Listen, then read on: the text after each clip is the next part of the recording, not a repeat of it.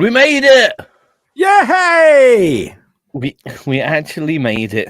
Ladles and jelly spoons. Amazing. Now, last week you started the show off with, "Hey, how about that?" And I went, "Yep." Yep. So I had to be much more, boisterous today. You're definitely carrying the energy today a little bit, Craig, I'm afraid. I'm doing the best I can, buddy. keep doing it. I have caffeine with me. Caffeine is that. This may have been a mistake on my behalf. I'm just going for the orange and pineapple squash. Oh, no. You want some caffeine, buddy. I feel like I want some caffeine.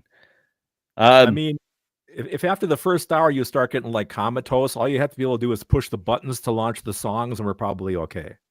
I can press buttons and launch songs. That's what I can do. I can definitely do that. Right. And I can make sure we're well, most of the time I can make sure we're quiet and loud at the right points as well. Sometimes. Yeah, don't get those backwards. That could be a bad thing. It does happen far too often than I care to admit. It makes me think of the old skit on TV, like somebody's interviewing somebody and they hold the microphone the wrong time when they're asking them a question.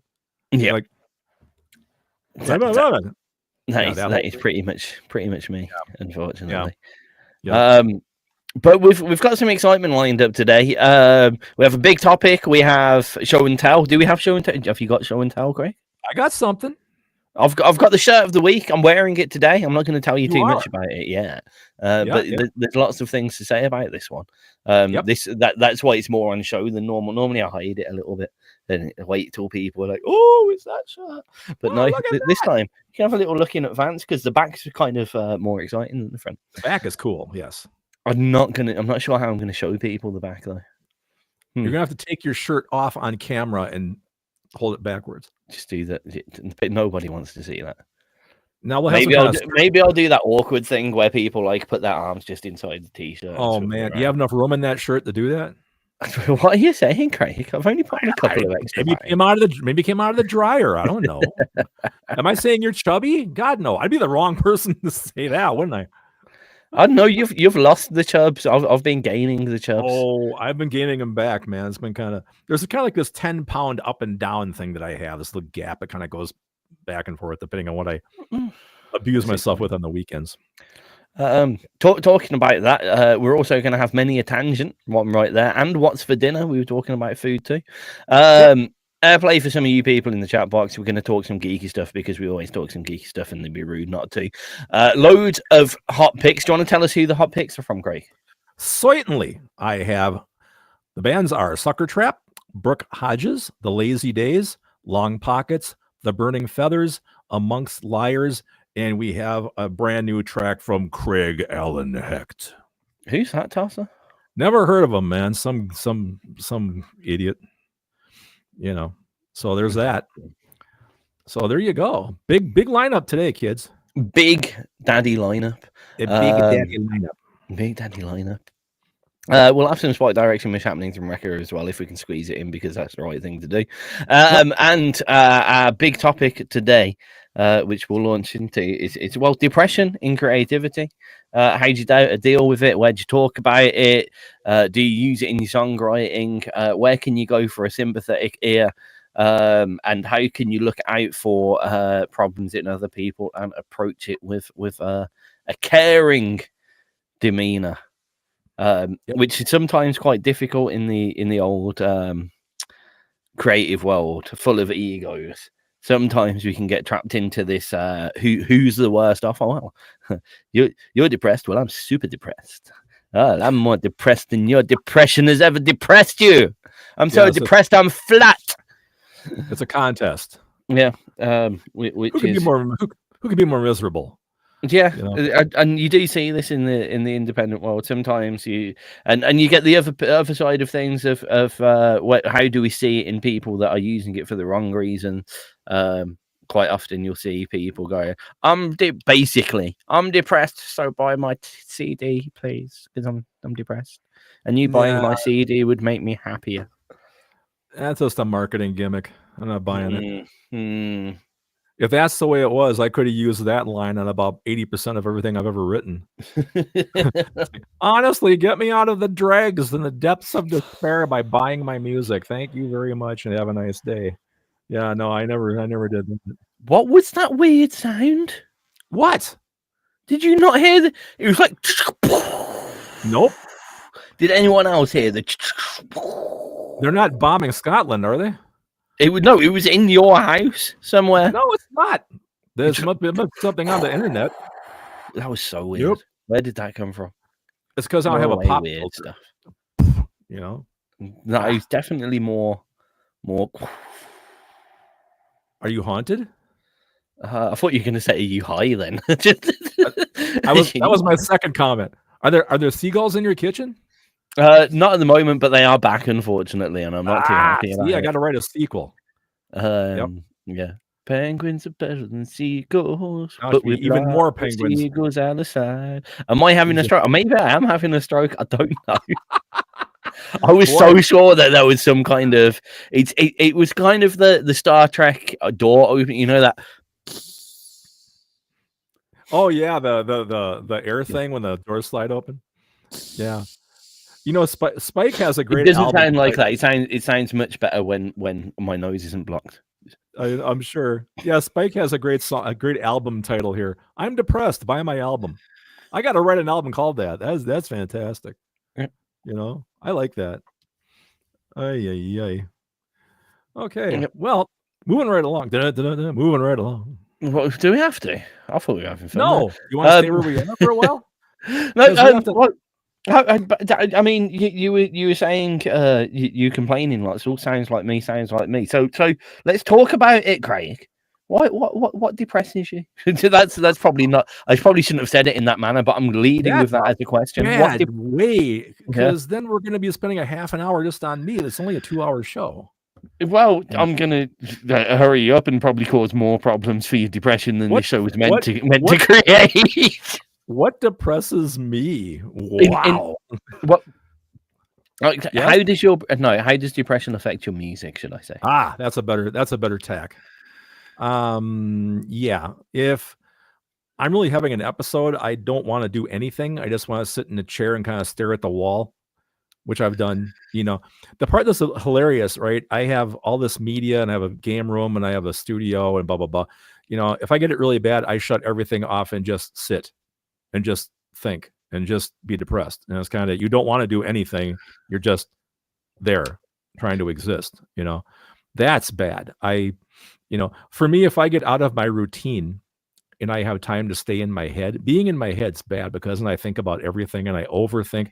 My wife will tell you I overthink everything. You know, I don't have common sense, but I overthink everything. Do you get going back to what you were saying about just shutting off? I get this quite a lot, but like it's not that I shut everything off purposely. I sit down and I physically won't do anything. It's like I won't let myself do anything, but I sit there thinking, what a waste all this. I've got a PlayStation here and all these games and all this, and I've got a studio there that I could be getting up and doing, and I've got my bass over there and I could be sitting down playing some bass, and all I'm doing is sitting here being fucking depressed, and I don't want to do any of those things. And what I actually want is a big pizza and to watch reruns of cartoons that I watched when I was a child. Thank you very much.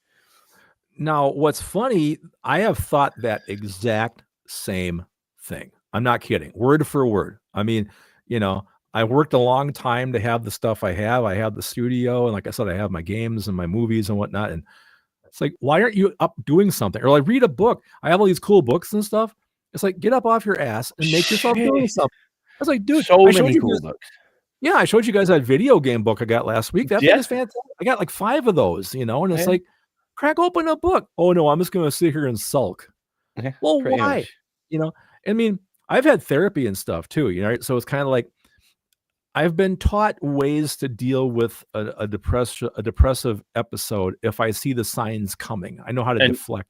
Is it not sit down and do nothing and watch shit on Netflix? That's not it. That's not it. Is it? No, I didn't think so.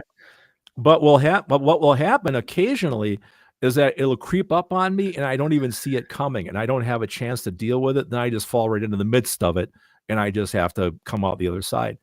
Now, just this past weekend, I had like 3 days where I was just I was horrible, man. I mean, I wasn't even me. I was crabby. I was short. I was tired. The last thing I wanted to do was work on music. And finally, after the weekend, on Monday, I got down here and I forced myself to work on some stuff for July. Then I felt better, after I forced myself to get up off my ass and actually create a little bit. It worked out better. I like what Spike said here. He's agreed with you. Like Craig says, I find depression gets in the way of being creative, but the things that made me depressed are fertile ground to explore lyrically once he's out of the pit. Yeah, I see that. I'd agree with that massively. I have basically two lyrical formats. One is a phone call right this second. Okay. And another, one is kind of more just fun, weird, random lyrics almost bearing on the Chili Peppers, and the other is getting pissed off with the government or a situation that I'm in, or like Basic Pianos was just all about fucking how I was pissed off about spending money going to bus stops. Yeah, basically. Yep. It's like why am I paying so much for buses when people in massive cars are polluting the planet? I think was the basic riff of that, and I got pissed off and depressed one day about the fact that I was too short of cash to catch the bus to go to a friend's party, so I stayed at home and made that song in depression instead. Yeah, that's the difference in our writing too. You've always been more of let me talk about something that's got me upset. I've never really done that. I mean, I did write that anti-Donald Trump thing a couple months back, which was really rare for me. Usually I don't, comment on much less the world, but he pissed me off. I'm like, you jackass, I'm going to put it in a song when I think about you, otherwise I tend to create, you guys know what I do. I tend to create more stories and more fantasy and stuff like that. I enjoy that process. I don't really react so much with my music to stuff. But but that's which is fine. I mean, everybody has their own creative mojo, I guess is the word. I'd agree. I think everyone's going to come from where creatively anyway, wherever they feel the need to come from. If it's forced, you end up looking weird like those people in the mainstream media. I'm succeeding as a radio host today, by the way, if anyone noticed. I think you're doing fine. Now look at Wrecker. I'm very lucky. I've never had depression that I'm aware. Good for you, man. That I've said to my wife Connie many times, I wish I could be one of these people that wakes up in the morning. They lay in bed and they go, "Hey, it's another day. I get a chance to have a great day and make everybody happy and go out there and be a positive thing in the world." I could never do that, man. I mean, I'm so jealous of those people. How do they do that? This happy-go-lucky all the time. I can't do that, man. I just never could. I'm definitely like, I would say I'm definitely like that in like work situations or whatever. Like I can't do the a lot of people at my work. I'll be like, "How you doing this morning?" They'll be like, "Oh, I can't be fucked. Oh, I can't be arsed." So I'm like, "Yeah, it's a great day to sell some more milk." Maybe with a very heavy hint of obvious sarcasm there. Obvious sarcasm, yeah. But I do always. I can't work. It just ruins everything when everyone turns up to work and it's like, "Oh, fucking shit! What a shit day! This is all shit. What a shit work. Everything's crap." And I was like, "No, we're going to sell, come on, let's sell milk to people. See that door there? They want 6 liters of milk off us all day long. Definitely. Let's go." And it may be slightly forced and fake, but I can't. If I let myself get in the trap of that kind of energyless, can't be asked, can't be fucked, then I won't be asked and I won't be fucked and I will not do well at work, and then I will be told off for doing badly at work. Yeah, this is kind of a tangent, but I had a fantastic marketing idea for your milk company. Okay, right. Okay, right. I think you should have pictures, close-up pictures of certain cows, and you should be able to have people pick which cow they would like their milk to be actually milked from based on how friendly that one cow looks. You know the problem with that, bossy, or huh? the problem is, like, you're saying this in you're saying the words that would be in a theory kind of a cute idea. Of course. All the imagery and the words are showing me it's some weird kind of cow brothel. That's all I can envision. Like, I am 100% sure that I'm 100% sure that your idea would only attract the weirdest of people. Oh, come here, Gretel, give me your milk. No, it's going to be weird, man. There's no two ways about it, right? It's going to be fucking weird. Who can I talk to in the chat on this? Spike direction. Spike, you got to make a song called Cow Brothel. Okay. I think it would be fantastic. I'd buy a copy of that. You better move over, baby.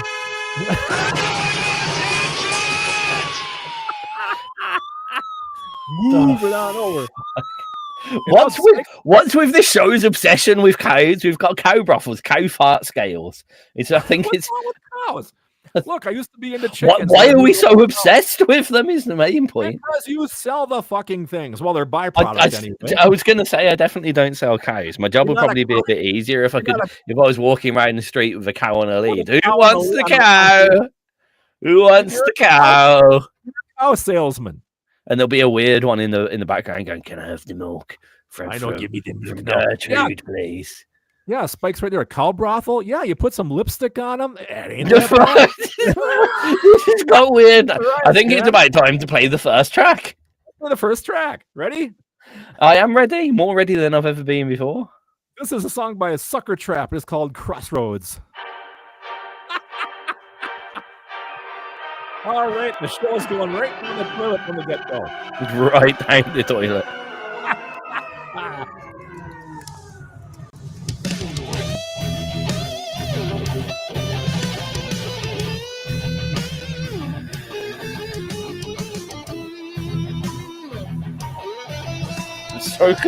So confused.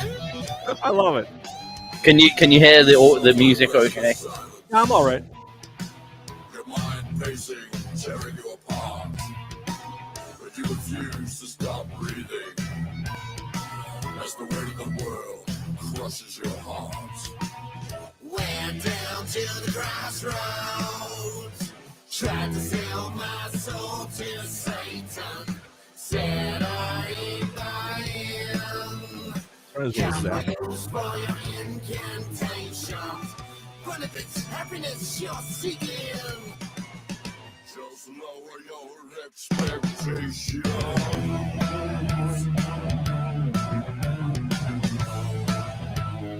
It's blues, but not how we expected the blues to go. No, it's sideways blues. Definitely sideways blues. Yeah.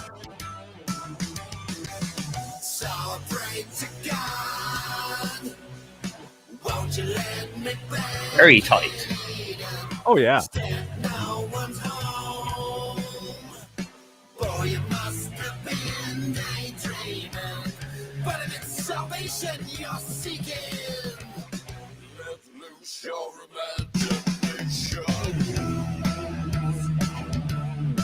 Why is it going so sideways? What? It's great, but it's like I was expecting a different key after that. And wow. I thought you meant the show. I thought you were talking about the show was going. So maybe the song was born for the show. It could be. It's a bit of sideways blues for the sideways show, is it?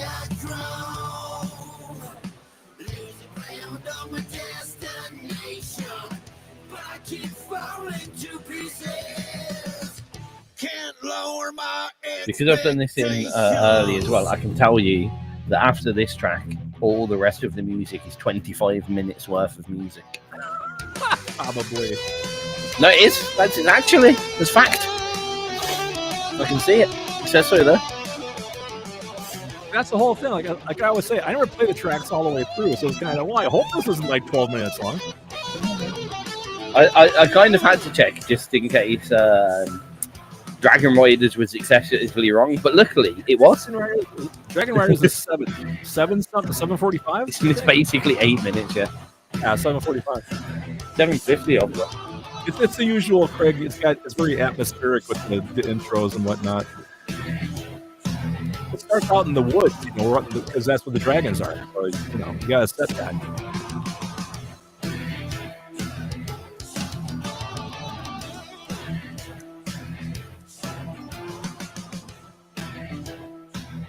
So, Craig, how many cow farts do you give that track? Well, I'd say it's worth at least 3. 3? What kind? Tight cow farts. Tight, not sloppy and loose. I could more of a. Yeah. One of those ones. That's one of the old farmer things. You never stand behind a cow when they cough. Oh, okay. Yeah, that's something that they talk about here in the States out in the farm. See, in Wales they just say make sure it's in when they cough. I did not. I'm sorry. I am so sorry. We're gonna go there. Wow, it's gonna be a long show, man. I did not think before I spoke there. It's okay. I have Welsh family. I'm allowed to say it. No, it's because I started talking about putting lipstick on. I mean, you all took it to the next level all of a sudden. I just got a little bit turned on, Craig. I'm sorry. Would you like some lingerie? Stop lingerie? Stop it. I won't be able to stand up when I need to get a drink. It must be on Amazon. What the fuck? I'm going to search it right now. Cow lingerie. The problem is you're going to get a lot of sexy ladies in cow print bikini shoes that are searching that kind of thing. You probably would. Probably would. Oh God. Well, we can always move it over to mooses. Is it moose? That's a plural. Moose. Mice. Moose. Meese. Yeah, meese. Do you guys have moose in where are you again? Scotland. Is there mooses there? I don't not naturally. I don't think they don't come along with the country. I don't think so. There are. Well, we have elk in Europe. They're kind of like the cousin of the moose. Specifically in the Scottish Highlands, a pair of moose were reintroduced. Oh, so they weren't there, and then we put them there for the first time in over 1,000 years. 1,000 years? Just give up. Like they obviously didn't want to be there, and they've just put them back.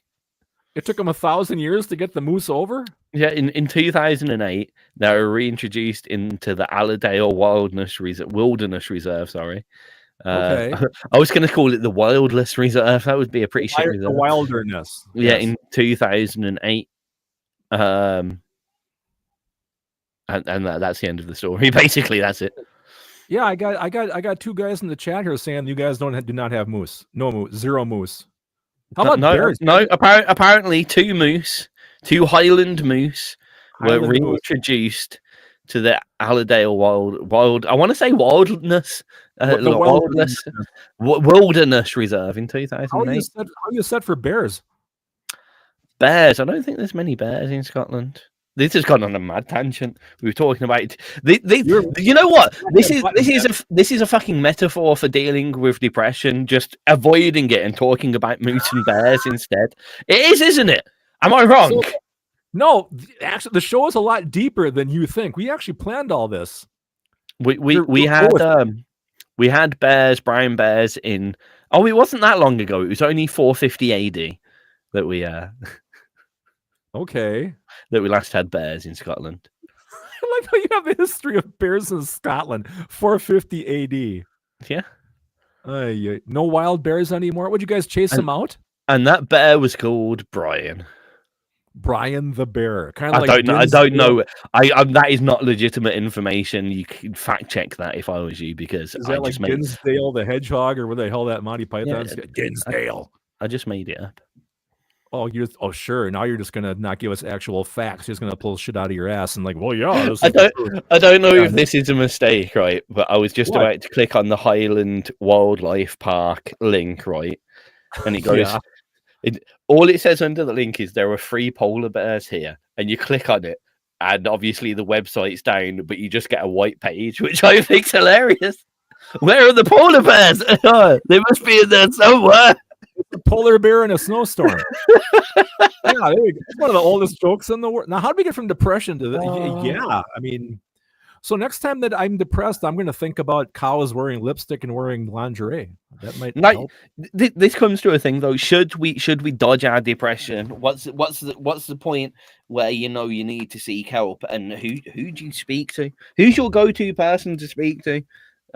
Craig, is it a friend, family member, someone completely kind of disconnected, or just like straight to the therapist even?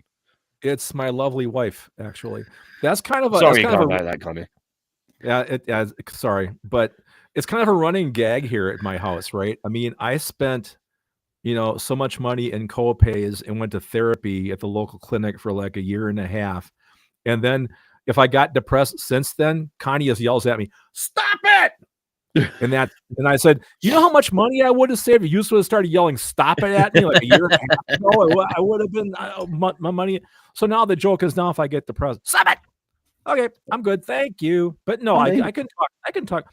It's so good to have somebody that you can be totally honest and open with, and no bullshit, no hiding behind anything. Just tell them how you feel, because chances are really good, if they care about you, and they probably do, they will at least be a sympathetic ear and try to talk you out of it. I mean, the thing that I always get bound up in, and like I've told this to other people that are being depressed, I'll tell them, why are you depressed? And I know it's so hard to ask that question, but you remind them, you have a house, you have food, you have clothes on your back, you have your health, you're doing okay. Why? And that's the hard question. You got to try to figure that out. Sometimes you just can't help it. It's just there, and that's, going back to being serious, I suppose. But yeah, that's a sticky point. It is. Do you find it easier? I mean, with depression in creativity, those moments where it's like, I just can't make my music, or music's not good enough. Because I often, well, I used to, because I fucking hate my music. Oh, perfect moment.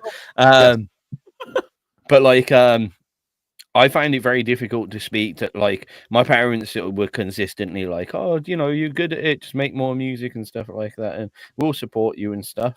And I'm like, but you don't know, you don't make music. You don't know that the effort that we have to go through to make this music, and the parts of our soul that we leave on the line. And sometimes you end up being a fucking right egotistical musician ass twat. That's technical psychological term there. Musician ass twat. Because you're seeking someone to give you the information that you've decided that they don't have a right to speak about. Well, see, here's the deal, right? I mean, there's musicians and there's what I call normal people. Okay, they're two totally different things. They're two different species, if you will, right? Normal people will never understand, or regular people will never understand, like you just said, the kind of hell we put ourselves through trying to write something, as a writer, and come up with something you think is good, not just a useless pile of poo, and that's horrible. I mean, my wife, God bless her, she appreciates what I do, but does she get what I do necessarily? No. But do I really let her in on all that creative shit? No, I don't. It's like, here's a new song, I'm not going to tell you it took me 3 months to do it. It's just what it is, but oh no, I lost my train of thought. It's easily done. It's easily done. Losing the train of thought is easily done. Yes. Yeah, I find it difficult creatively if I'm depressed about something. I guess that's it. It's easy to bring your depression into creativity and using it as an outlet for your depression. But depression within creativity, when you're depressed about what you're physically creating or how you're creating it, or you're stuck in trying to create something specific, or you're not confident in what you're doing, and you're like, oh, this isn't good enough for the world, and people don't like my music. That's a tougher one to get out of. Like, you can use creativity to get your depression out to the world, or kind of use it as a voice. But when it's part of it, it almost, I've found there's certain tracks that, probably the reason why I dislike them so much, I've struggled with them from that kind of this isn't good enough point of view all the way through. So you're never going to be happy with your kind of final product. Yeah, boy. And And who do you talk to about that apart from without feeling like people are just paying you lip service, going, "Oh, it's good enough though, it's fine," and you're sitting there going, Yeah. "No, I can hear the badness of this. You're just not telling that bit sounds bad. Why aren't you agreeing with me? Stop blowing smoke in my butt." Yeah. I mean, that's the thing for me. I finally had to learn to, I'm not going to mix a song 25 times because I hear it differently or something. I'm at the point now, I'll remix a song maybe 3 times, which for me is amazing, because back in the old days when I started this, mixed it 1 time, put it out, that was it. I didn't know about volume, I didn't know about compression, I didn't know about any of that stuff. I just recorded it, hit mix, boom, launched it. Now I know about these things. But yeah, man, well, Tizz, you know me for a long time. I'm the one that messages you like once a month. My music is horrible. Like 4 people listen to what I do, and nobody gives a shit. And it's the best I can do, but it's not good enough. And I don't think there's a musician in this chat box or that it's listening to us right now anywhere that doesn't go through this. I think it's natural, to have a little bit of self-doubt. Well, I mean, there are a group of, sorry, there's a cat just screaming at me, which is annoying. Yeah, I hear that. There's a group of people that kind of go the other way though. And they're just like, well, if people don't listen to it, they're wrong. They've just got bad taste. And there are quite a few people like that. I mean, I guess mine and Spike's musical relationship to some point is similar, because he will be like, this is awesome lo-fi garage music, and I'll be like, that hurts my ears, Spike. And he'll be like, you are wrong, and I am right, and people like this. And I will say, Yes, there are people that like this. You are correct. I am not in my right to say this is shit. I just dislike it. But in the same breath, there are people that think noise is good, and that's strange. I don't know where I was going with that, and now I sound like an asshole. But I'll stick with it. I'm happy to. You want to talk about noise being strange? Have you met Jana? I mean, in fairness, yeah, there's stuff like Steve that records that. Yeah, I know. That's why I wrote her the lawnmower song. Here you go. Here's some noise for you. Oh man.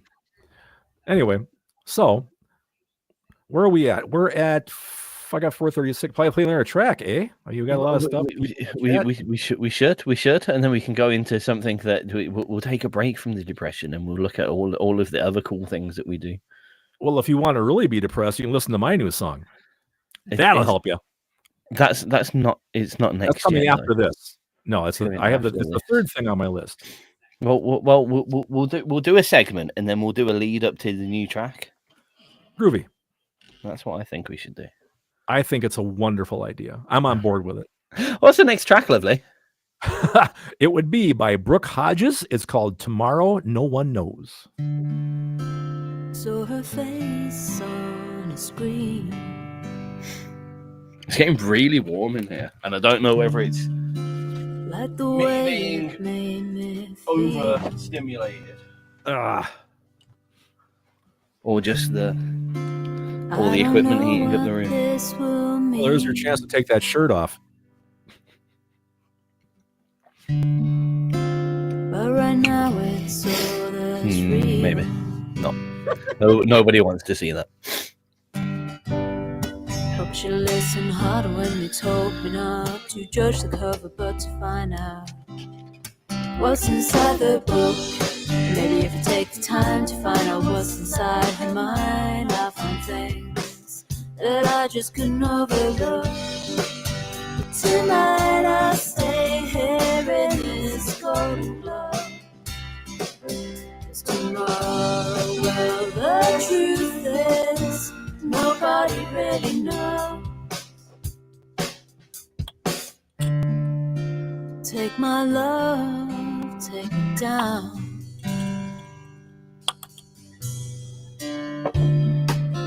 Take me anywhere around. Nice, simple, little, lovely tune. It is. My friends are distant voices. It feels like I'm listening to them on like the edge of a little acoustic stage in some cafe. Yeah, for sure.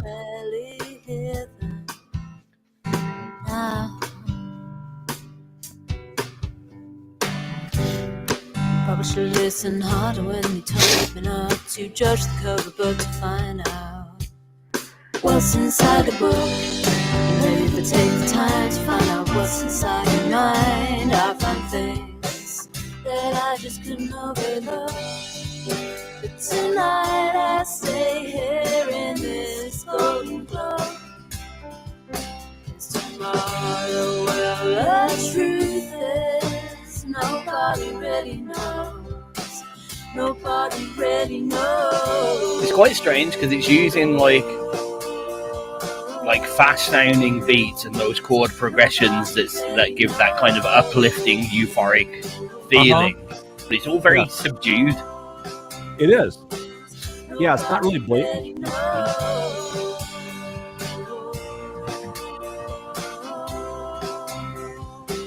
Nobody really knows.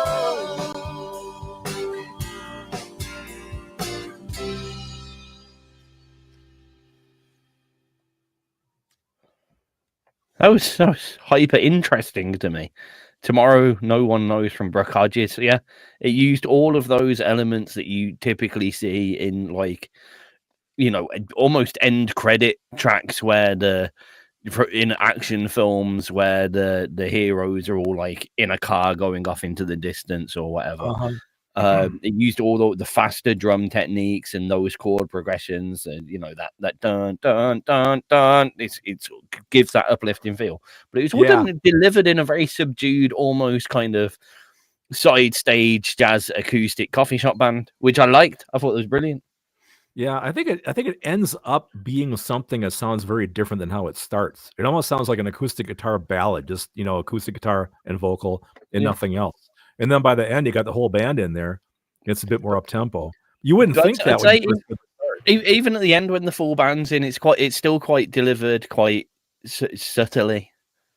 Yeah, they're not hammering. It's not dun dun dun dun dun dun dun dun. It's just dun, dun, dun. All very lightly played. Just interesting.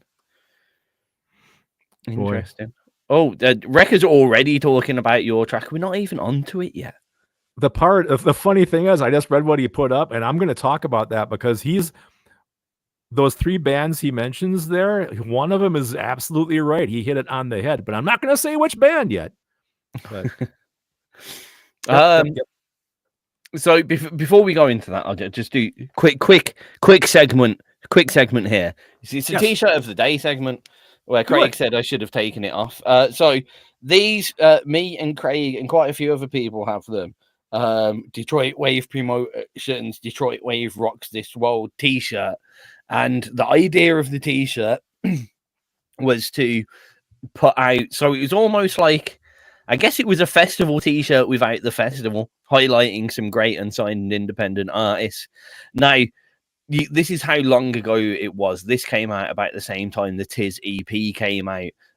Thus, it was worth having myself on it. So on the back, I don't know how on screen I am, but you should be able to see. I can see it.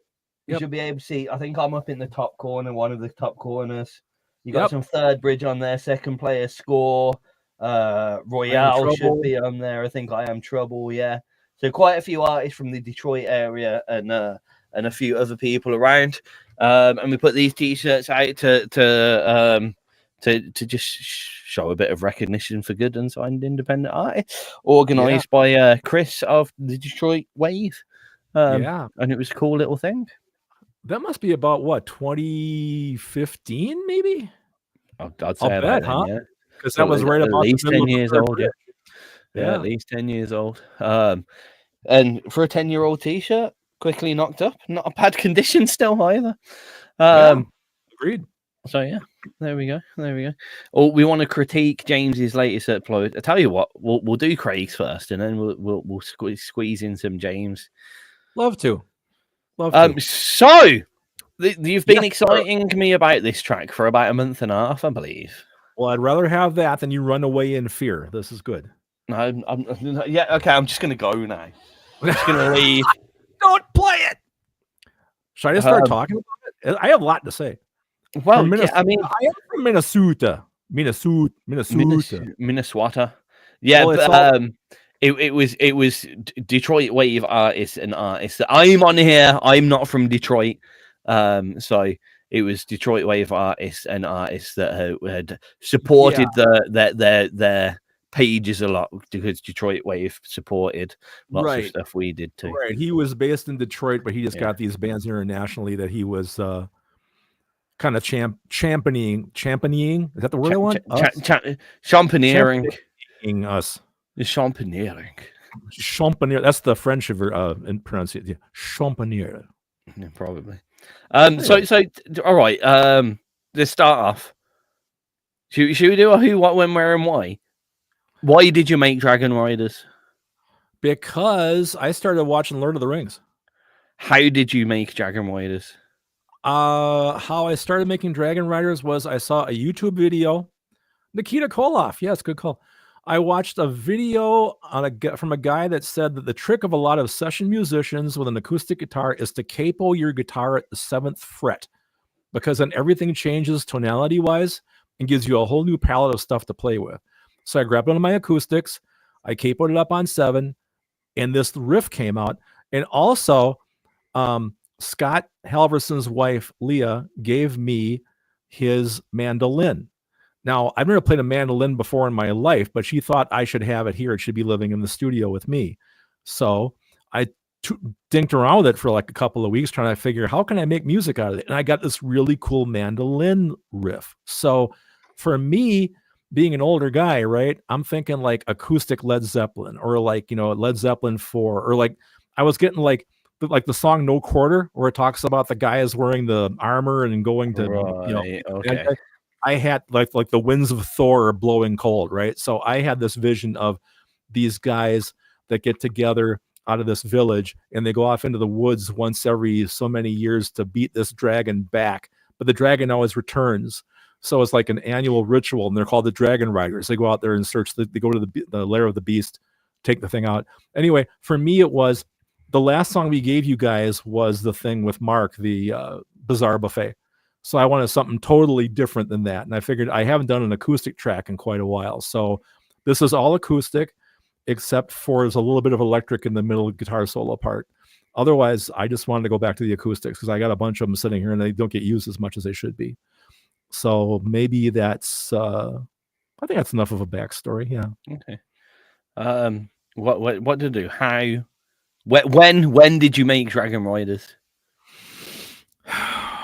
I would say I started about 3 months ago. I had the initial riff, and I just finished mixing it about last month. Last month. Yeah. So, who made Dragon Riders? Which normally would be a better question for you, but now we know it's just Craig Allenhecht, isn't it? Yeah, it's just me. The whole thing's just me. My concept, my lyrics, my everything. Yeah. Whenever you guys see a Craig Allenhecht track, that's just me. If you see any other iteration, is going to be, well, more often than not, it's still me. But like, the stuff like the Dirty Dan stuff is my friend Mark Walters helping me with it. He was also on Cluckzilla. He played the Japanese TV announcer, and he was on the rap track on that with me also. But Craig Allenhecht is always a one-guy show, seems like. This one should be a quick one. Where did you make Dragon Riders? I'm sitting in it. There we go. Only 2 left now. Okay. Why did you make Dragon Riders? What was that one? Why did you make Dragon Riders? Why? Because I really enjoy fantasy, and I really enjoyed swords and sorcerers and all that type of thing. I like fantasy stuff. Just to go with the show flow, it's the first time ever in the history of Everness that I really wanted you to say, because I was depressed.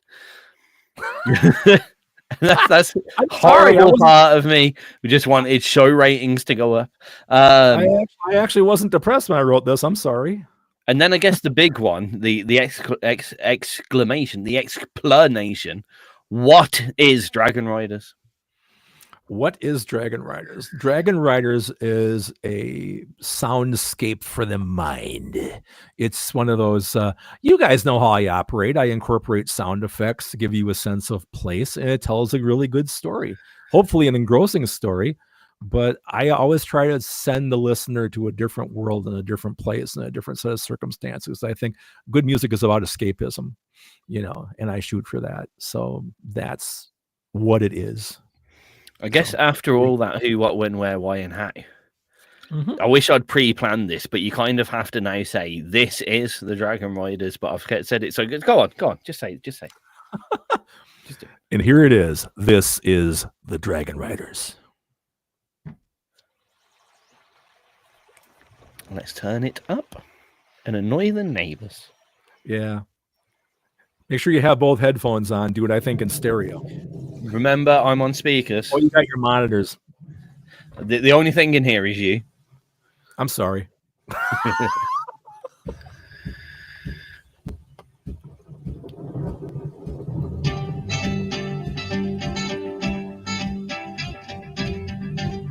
Oh, this is a bit third bridge. Straight away. Never thought of it. Honestly. Never crossed my mind. Oh, yeah. If me and Scott would have had mandolins, shit, would have used those.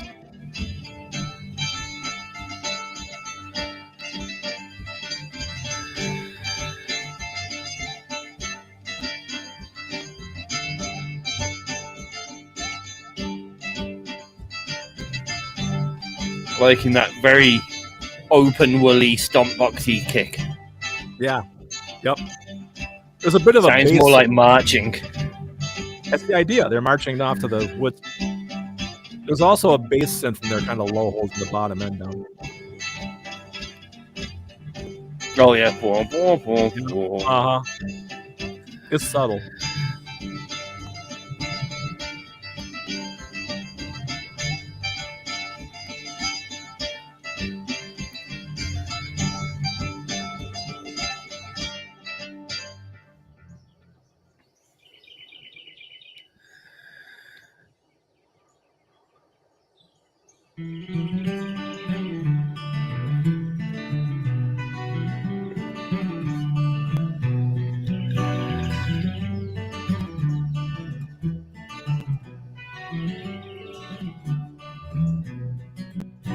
It's early morn, the fog rolls out across the forest floor.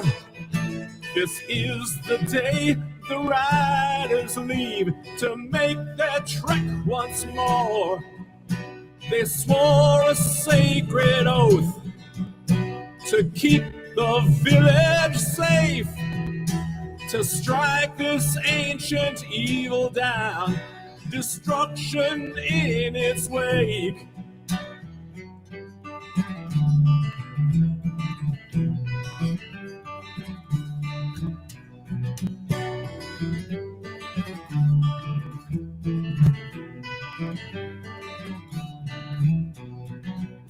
Their armor cast from purest gold, their blades blessed by the gods. The cleric rides to cast his spells and even up the odds. Across the barren lands where black trees scrape the skies, into the darkness they will ride to where this monster lies.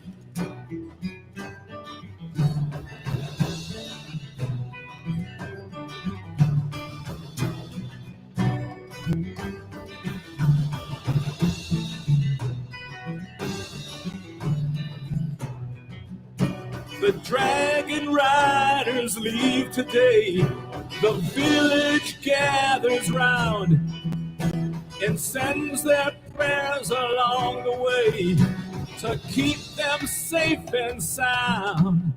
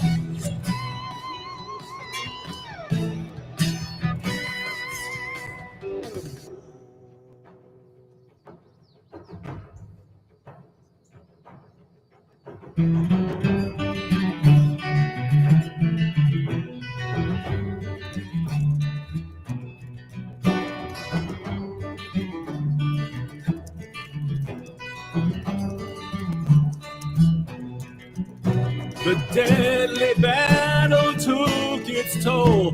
The riders gathered round, and with their wounded and their dead, they were finally homeward bound. This monster straight from hell, with scales black as night, had given them a struggle fierce, but the riders won the fight.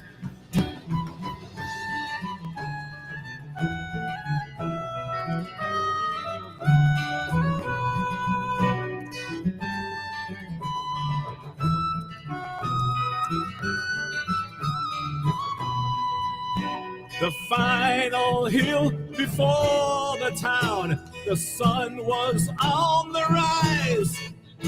And though they rode with heavy hearts, hope was in their eyes. The village bells rang out. The town was safe once more. In peace and quiet they did live, till next the dragons roar.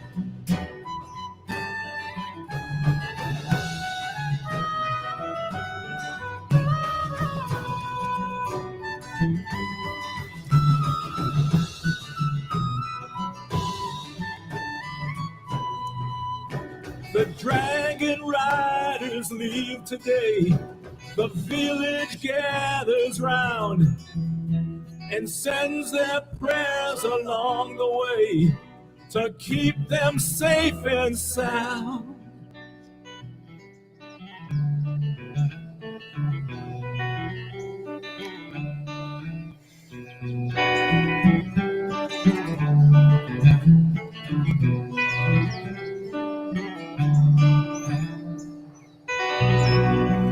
Very dramatic. Very dramatic. Soundtrack, baby. There's so many things that I wasn't expecting there. Like I knew it was going to get big at the end, but I thought you were going to get like super distorty, and it stayed acousticy. Stayed acousticy. I wanted acousticy. I like the super dramatic drums that didn't get too overpowering. No, the war drums. Boom, boom, boom, boom, boom. Yeah, they were like war drums, but it was like war drums over there, which worked better. Yeah, they were distant. It's like, oh, they're coming over the mountain over there in a bit, so we're okay for now. Yeah, so if you can just keep it in your head that you see these guys, marching through the woods looking for the dragon and all that kind of, it follows the story pretty well, I think. Yeah, yeah, the flute that everyone wanted came in, but then it was like, what are you doing, flute? What are you doing over there? You're not playing the notes we expected. You naughty little flutey bastard. It was against it. It was against it, actually. Yeah, no, I liked it. That was actually a guitar synthesizer. I believed that. I like the fact that everyone was like, you should do exactly what you actually did. You know what this song needs? Exactly what you put in the end. Well done. Are you saying I'm getting predictable? No, I'm saying people. You're predicting what people want. Oh, that, yeah. I didn't see the Jethro Tull thing, though. I mean, I'll be honest, you guys. When I was writing it, I didn't think I was all about Zeppelin, man. When I wrote it, I wasn't even thinking Tull. But at parts, I saw Tom Waits in there. Little some Tom Waitsy elements here and there. I thought, like the vocals. Yeah, Tom. Oh, I should have done that. Show you in the bowl. Yeah, I should have done that. No, not the vocals, but the weird mix of happy and then like atmospheric effects and then like war drums. That was very. Yeah. If you've ever heard that Tom Waits did an album of Disney songs. Oh yeah, that'd be pretty great. So yeah, just that's think that when I mentioned that. Yeah, there we go. Yep. Cool. Well, thank you for the good comments in the chat box, you guys. I really appreciate it. See, everybody liked it. See, this is what I was on about, though. You don't have millions of fans, but the fans that you have are millions worth. You know, and I think we Yeah, talked you about heard this what I earlier. You know, I'd rather have, 10 people that really appreciate what I do as opposed to, a million people just click like on something and go, yeah, I listen to it. Like, Yeah, this is much better for me.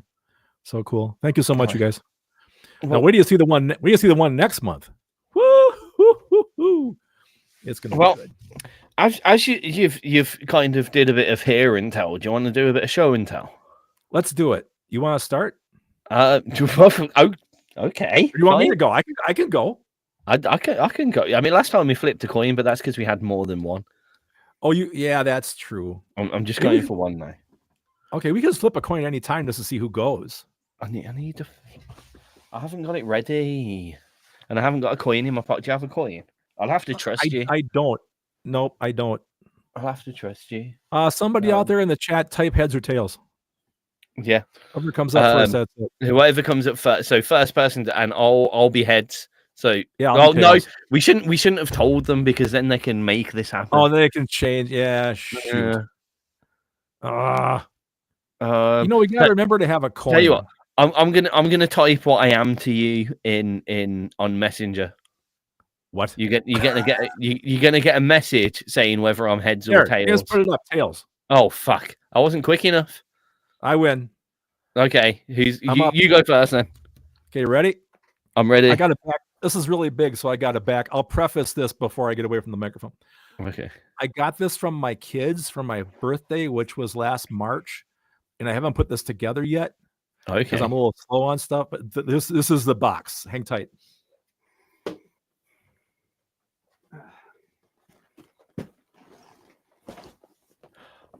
Oh shit! It's the Batmobile. This is so My fucking weird. My Batmobile from my Batman from 1968, brother. This There is you such go. a weird situation to be in. Woohoo! Don't tell me you have Legos, man. Mine's Lego as well. on, I'm gonna have to do the same as you and just go and grab the box from me. 1 second.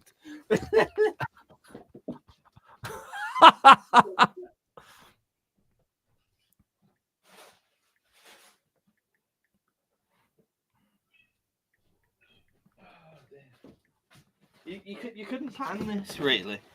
I've been mentioning this a few times, and I've mentioned it to Craig before. Oh jeez.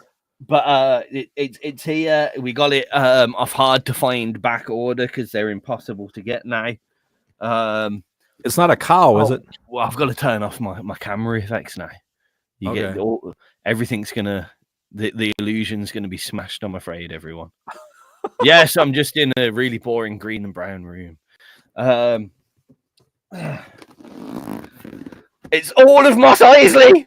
Oh, dude, the cantina. The cantina and the buildings in the background and a little speeder and the thing that I forget what it's called, and that's really bad because I'm a Star Wars fan. But the big green thing that drinks out of the thing, the Garrett, I forget what it's called. Yeah. Oh, that's cool. And it opens up. Oh man, that's great. It also has an insane amount. This is the most minifigures that I've seen on any. Holy cow! Look at the minifigs. And there's a lot of minifigures. That's amazing, dude.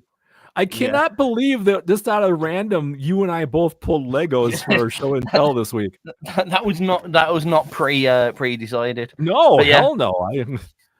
Cool. That's great. Me and Kat are massive Star Wars fans and massive Lego fans, so we have a lot of Star Wars Lego.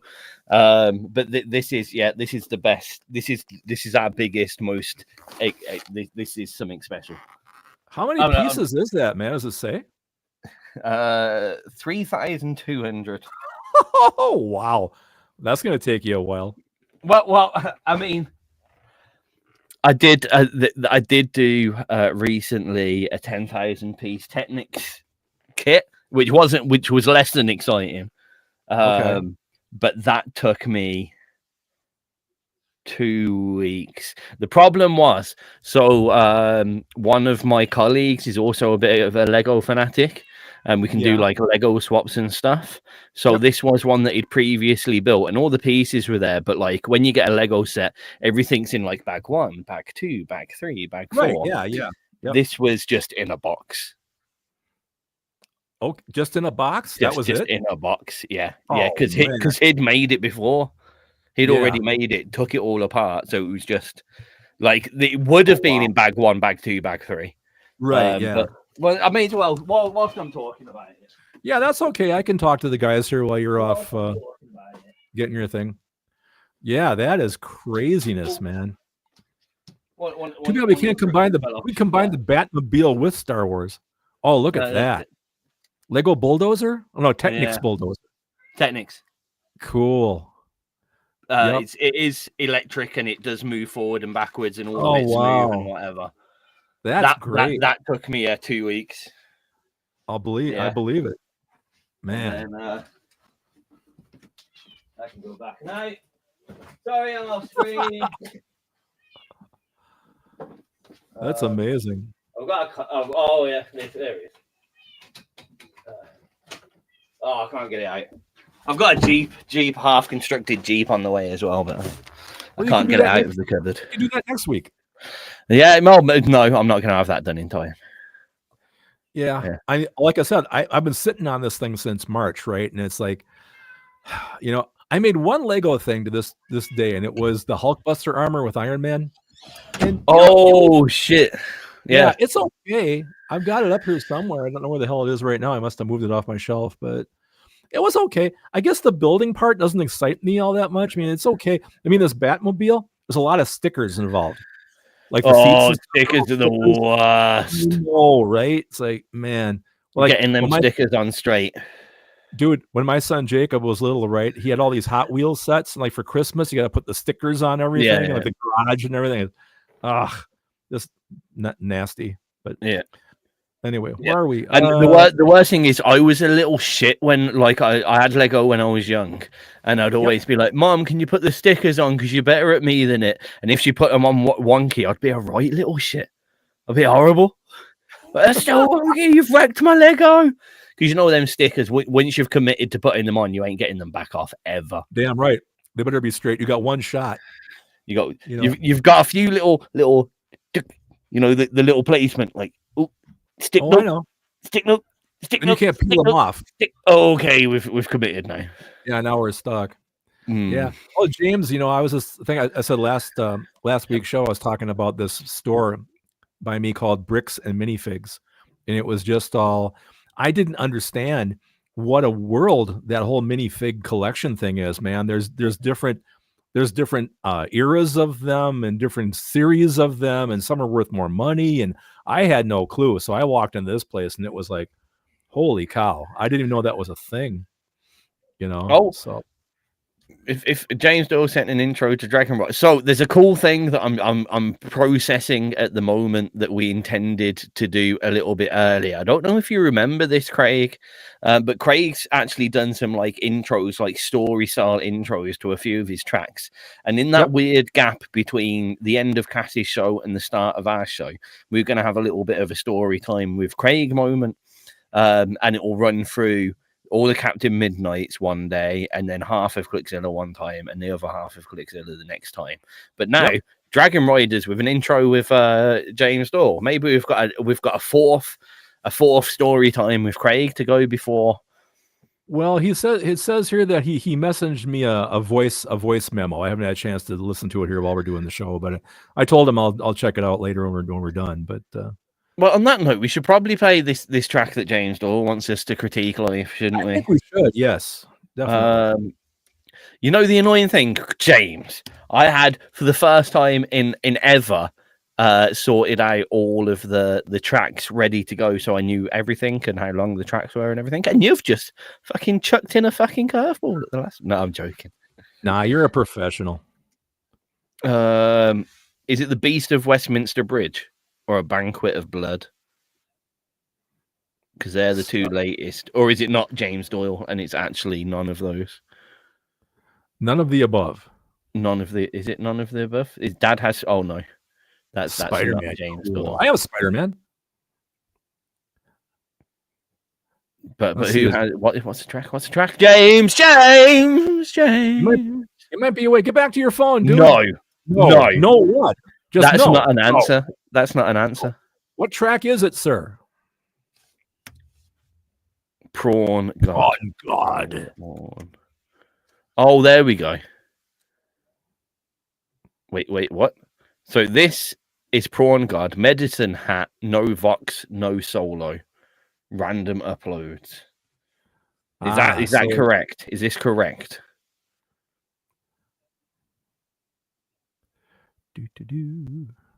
Medicine. Okay, I think we're correct. This is Prawn God, Medicine Hat, no Vox, no solo. I think we're ready. Are you ready, Craig? Yeah, hit it. Can you hear all good? Yep.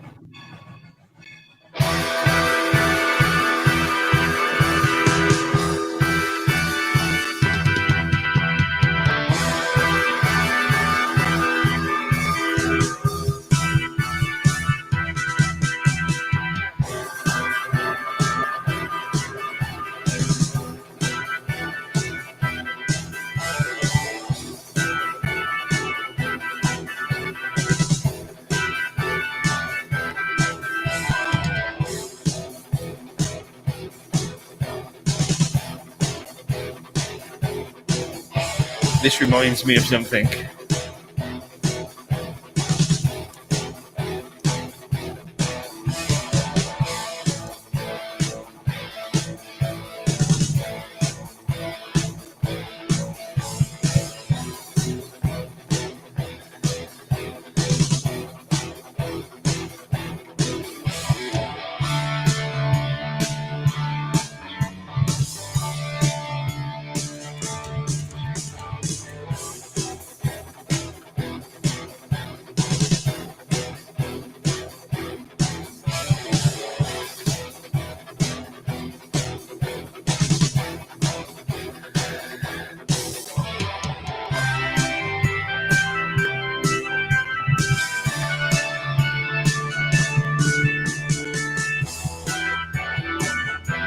That reminds me of something. I'm getting Uriah Heep and Deep Purple. Reminds me of a TV show, like Mask or something.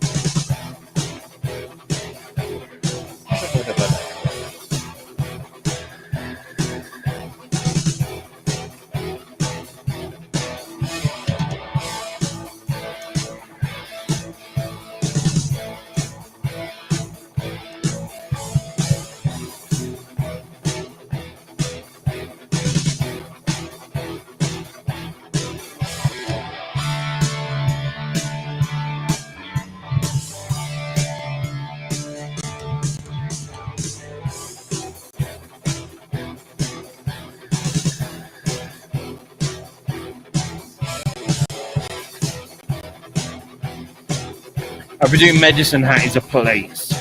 Yeah, it is.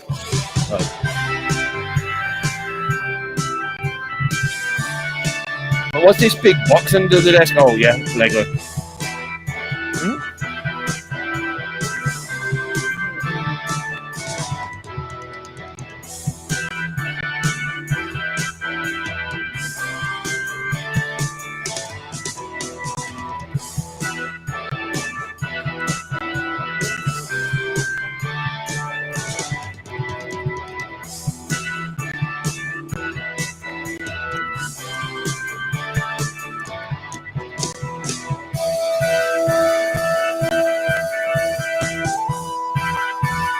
That's cool.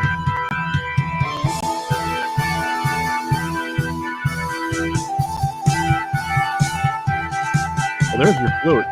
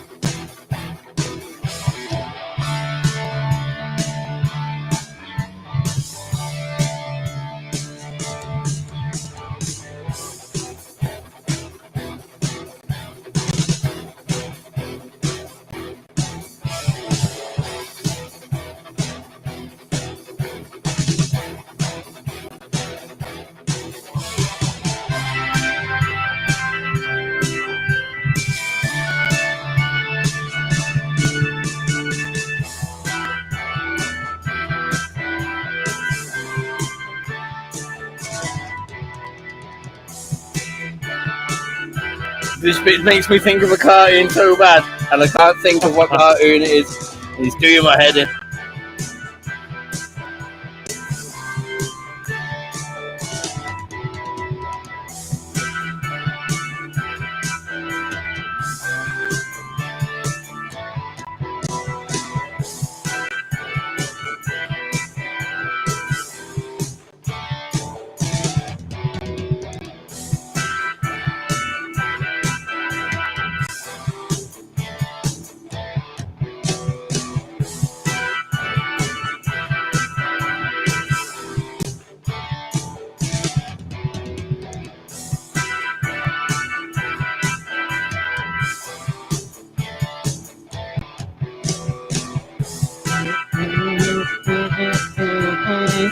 What is it from? I want to say Mask or something like that. Oh, that finishes just right there, James. That song just finishes just right there. It's just a rough. That song just finishes just right there. What is that from? It's like Power Rangers or something. Go Power Rangers. Oh, that's going to drive me insane. And it's one of those cartoons that's so old, I'm not just going to happen across it. G.I. Joe? No, I don't think so. I wasn't a big... Okay. I'm grasping a big G.I. Joe fan. If it's anything, it will be. Yeah. I liked it, James. Was it this? It's really cool. You could do a lot with that. Mobile Armored Strike. No, it wasn't that.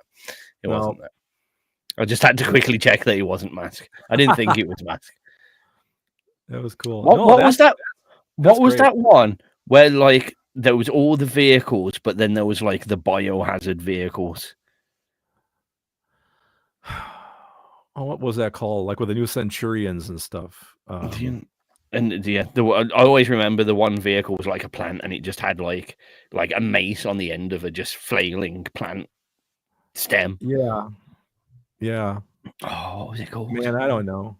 Was it that one? Was that what it's from anyway? It might be that one. That was a rough no Vox, no solo version of Medicine Hat from Prawn God, which James Doyle is I guess. Yeah. Yep. Cool. It wasn't Mask. It wasn't Mask. I thought it was Mask. That's what you may have just heard there very briefly, but it wasn't Mask. I thought it was Mask. Is Mask the one that had those things in? Am I thinking of just the same fucking Jason and the something? What, Argonauts? Or Jason and the Wheeled Warriors? Oh, Jason the Wheeled Warriors. That's what I was thinking of with the other one with the plant vehicles and whatever. But whether that's the theme tune that I'm thinking of now, we're unlikely to find out during this show. Oh, Yeah, here's it's Jason. I found the intro. Was it this? Thundering across the stars to save them of sorrow. Lightning strikes. No, there's no. What's that from? Yeah. It's from a cartoon. I know it is. This is gonna drive Tizz out of his mind. Right, and we should move on. Yeah, I know. But anyway, my quick critique. I love it. A lot of possibilities there. I know you said you're going for Deep Purple. I'm getting like Magician's Birthday Uriah Heep. This for me because this keyboard reminds me of that. But otherwise, great track, man. Burnt orange. Yeah, there you go. I'm sorry. So I'm sorry. Should we go back to our list? You think, or should we play anybody else in the chat? Well, I think if we're playing people in the chat, we may as well continue. How many tracks? I think that would be fair. We've got 15 minutes left of tracks. Captain Bucky O'Hara, great game on the NES. Woohoo! We just jumped the game. Sorry. It's not games yet. We'll play another track. We'll play a track for Spike Direction. Yes. What's the latest thing that we've got here? Be Here. We're going to be here. I think we played this the other week as well, but we'll do it again. Unless he says anything like not to play this, but we're going to play it now. It's too late now.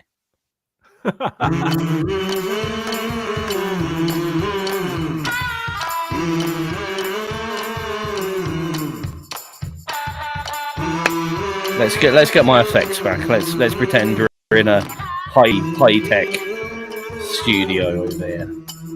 There you go.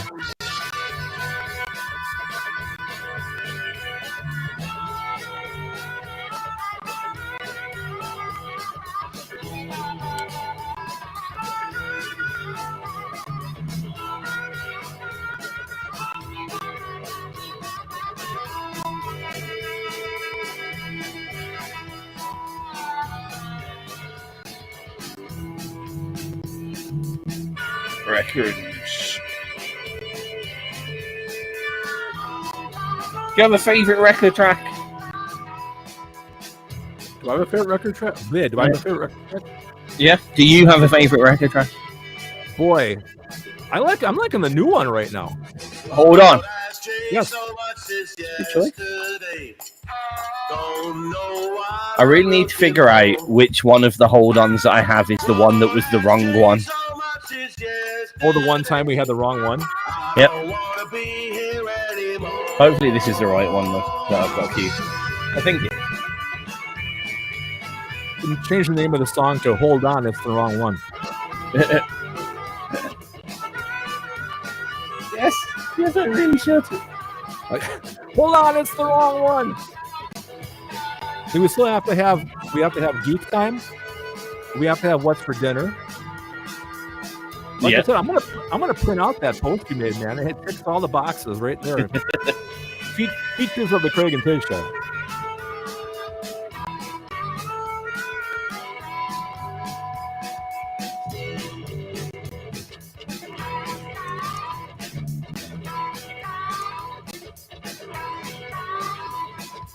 When we were children, you took me in, sitting up on your floor, playing perfect dark until the sun came up. Now I don't want to be here anymore.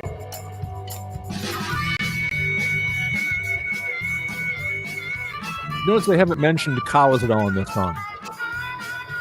No cows is a No shame. cows. It is. Not one cow in this song.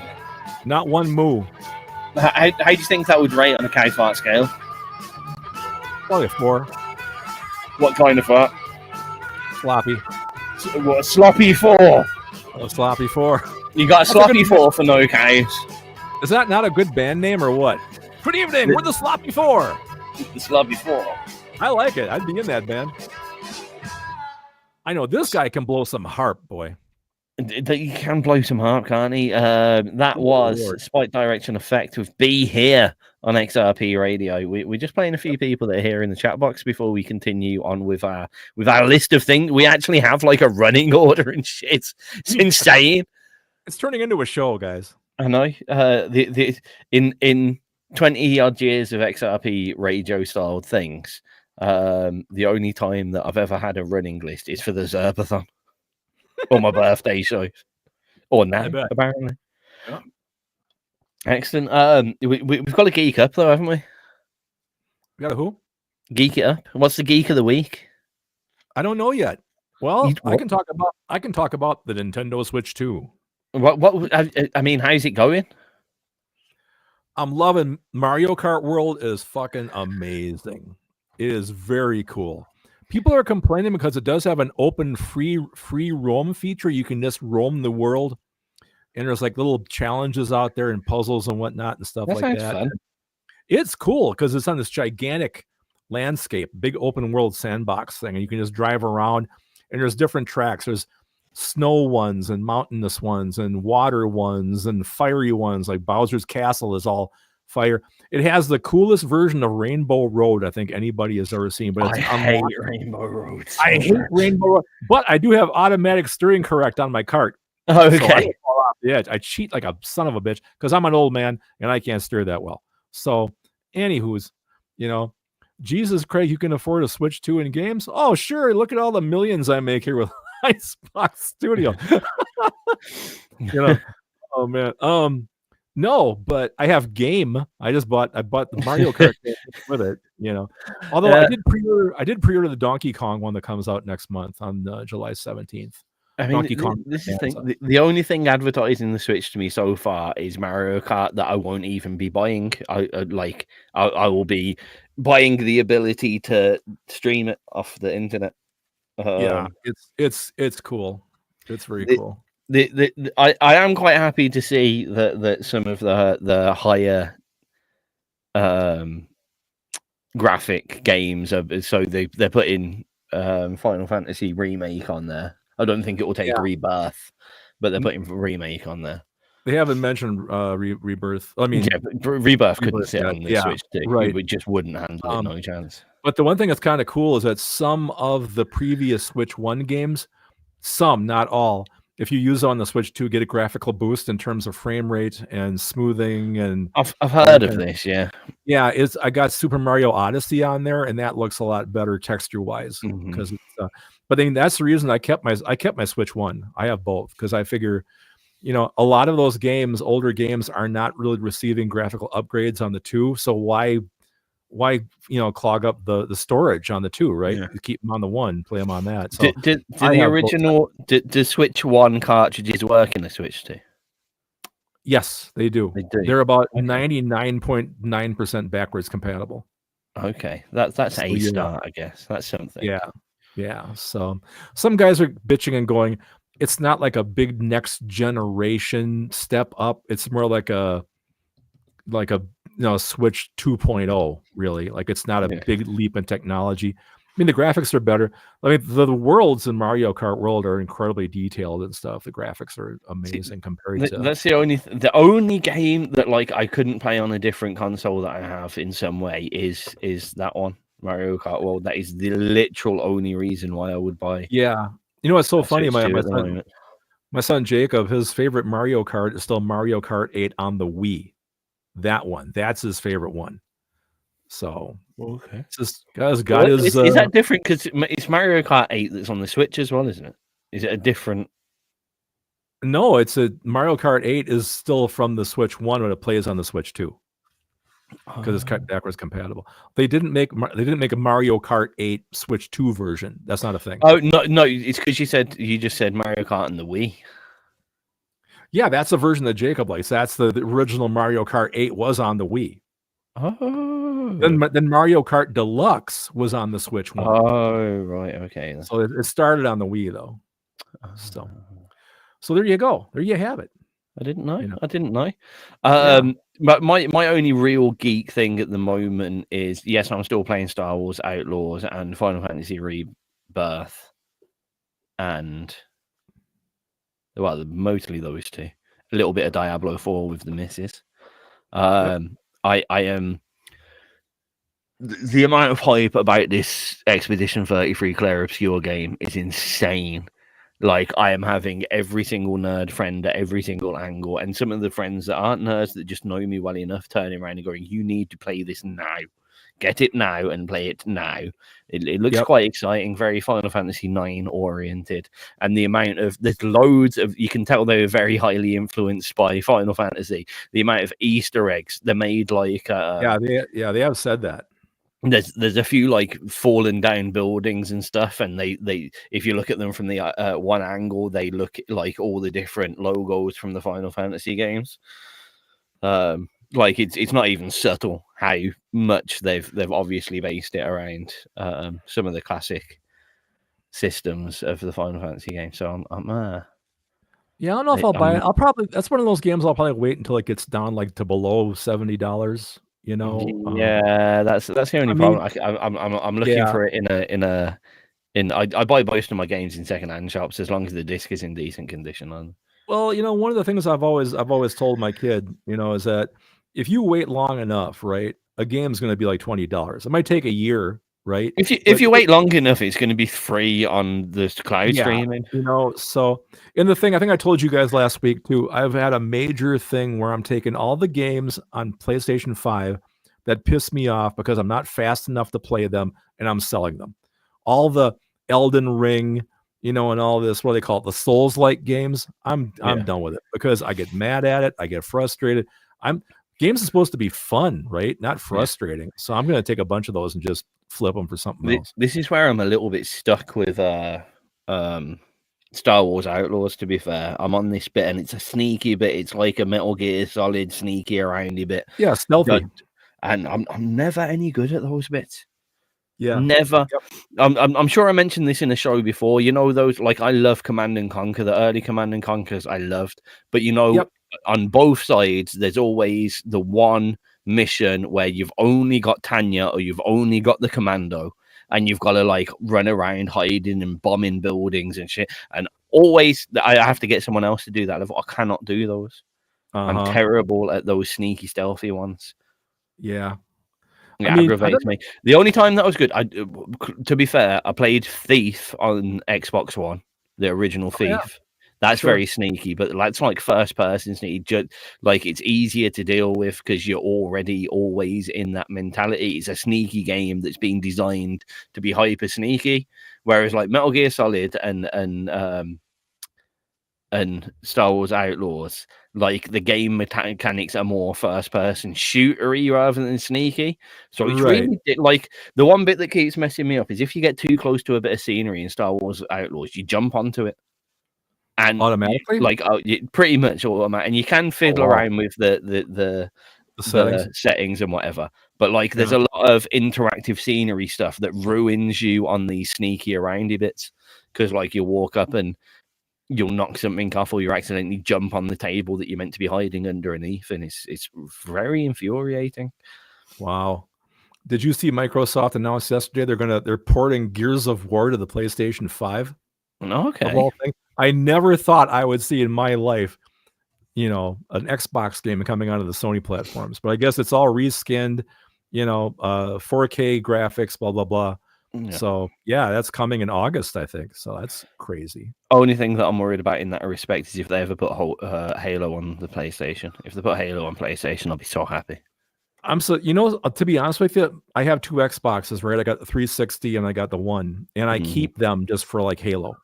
You know, if they put Halo on the 5, I'd sell both of them probably. Yeah, you know, but yeah, Halo 3 was that was my binge game. I'd just play it over and over and over and over and over again.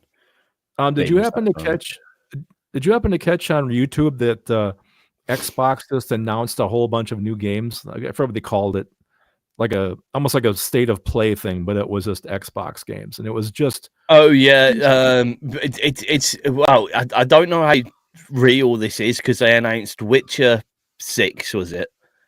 Final Fantasy. Yeah. What did they've named stuff that even hasn't been named. Final Fantasy Resurrection, they think the third one's going to be. It was like 2 hours long. It was crazy. Yeah. But it's all came out, but like, I don't think that's very real, because half the stuff that they've mentioned in it, like even the game platforms, the designers haven't mentioned. Yeah, so, but you know, the thing for me, all those games they have coming out just seem so like whole different worlds and stuff, and really complex, like hyper complex. You know, I'm not looking for that. I want a casual game I can just have fun with. That's why for me, you know, the Switch is probably more fun just in terms of its gameplay. You know, but I think the Switch just leans you to have things like that. So what I did really enjoy Pokemon, even though they were terribly made, honestly. Pokemon Scarlet, Pokemon Violet, they were terribly made games. Like, I heard the graphics were horrific. You'd walk around, you get stuck in trees. The camera itself got stuck in buildings. It was like it was just real shit made game. It was terrible, but it was quite fun to play. Like, it was playable and it's quite fun. You just had all the worst thing was you'd get into a battle and the camera would do the swishy thing, and then like the resting place of the camera would be like the battle's going on here and it was looking at a tree over there, and you had to like bring the camera back into frame, and even when you bought it was stuck at this weird angle, so you could never get the proper view of the battlefield and stuff, and it was really bad. It was terribly made. Horrible, man. It's had some upgrades since, but that kind of open world, like, you can just run around and do what the fuck you want and blah blah blah. Yeah, you can play it quite casually, and I do like that. And a lot of these slightly more open worlded versions of like Mario and whatever have been quite good in being casual. But I find like with Final Fantasy Remake, massive open world, and like I spent 2 hours yesterday just going about there's a section where you basically get segways, you know, those 2-wheel rolly right. thing. Yep. And the challenge is just to make sure that you've done at least like two miles on a Segway. So I just did that, and that was quite fun and very like. There's so much stuff. There's a stupid little game. There's a little like shooting game. You got a little pellet gun and you got to shoot and you win tickets and stuff. It's like a proper little world. You just go to the arcade and you can go to the pub and whatever, and you can literally just spend some time doing little bits and tasks about there. And then you do have the big excessive crazy main storyline that is a bit harder. But I think people need to realize in some of these games, especially Final Fantasy Rebirth, like you can just have a little casual hour-long play on there, doing little go and play the piano and go and harvest some shit and get some basic stuff. Harvestella was a good one that did that. Actually, it was basically Final Fantasy meets Harvest Moon. So you had a whole main progression, but you had to look after a farm in between, basically, and it was a great mix of you had to do something every day on that for like 5 minutes in a casual respect, but then you could carry on and save the world from the big demons. Oh, but you didn't have to. You didn't even have to complete the story. Just carry on farming and have a really good farm. So entirely up to you. That's cool. I think the last Pokemon game I bought, I think, was Pokemon Sword, and I got about maybe half an hour into it, and I put it away. But I mean, see, for my favorite Pokemon games are the old battling ones, like Pokemon Coliseum or Pokemon Stadium. I never got to play any of those. I really wanted to play them and never got to. Yeah, that's one of my favorite N64 games is Pokemon Stadium. I love them. Yeah, both of them, 1 and 2. Those are great. We should probably crack on with some tunes, though, I'm afraid. Yeah, let's do it. We got a whole bunch of songs yet, you guys. Yeah, no, that went on longer. And we still said we were going to play Hold On from Wrecker and something from Mish. So got to hurry the fuck up. So this is Hold On from Wrecker. We're not holding on anymore.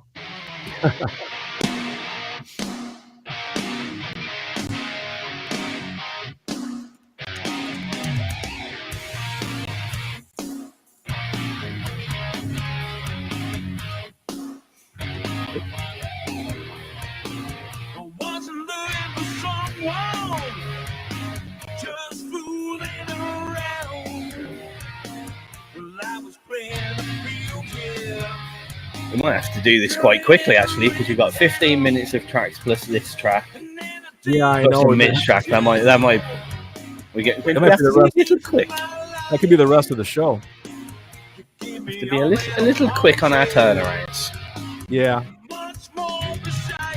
Well, there's been a lot of good conversation tonight. So, as always. Yep.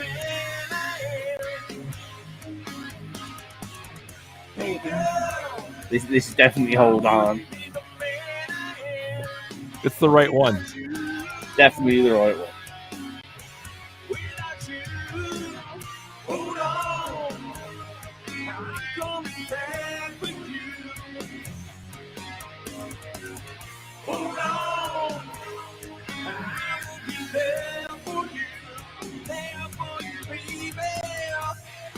I do think their other track, though, needs to now be called This Isn't Hold On.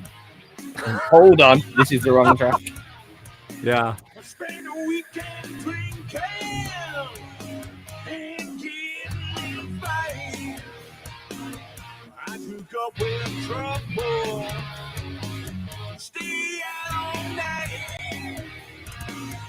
But you give me the chance to change my way. Well, I was such a little girl, 'cause I threw it all away. Hey girl, you made me the man I am. That I am. Hey girl, I wouldn't be the man I am without you. Oh, the Spyro games. There you go.